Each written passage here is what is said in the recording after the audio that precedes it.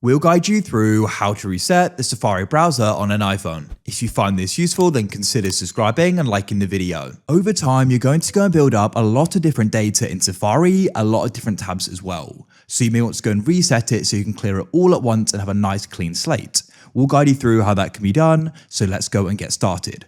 You don't actually need to be in Safari, so you can come and close out of it just like so. And then what you need to do is you need to go and open up the settings app on your iPhone like this. Scroll to the bottom and go and find the option for apps.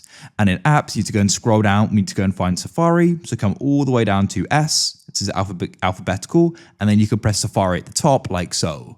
Once you're in here, you then want to go and scroll down and you can go and find the option for history and website data. So we can go and clear it all here. Press clear history and website data. So this is going to go and reset it all.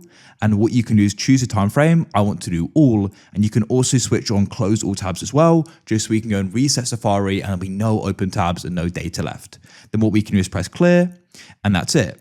If you're finding this is unavailable, you need to go into your screen time and then the restrictions there. And you need to make sure you go and set the web browsing to unrestricted and that will then be available to go and change. Or you can just go and completely go and turn off restrictions in there in screen time.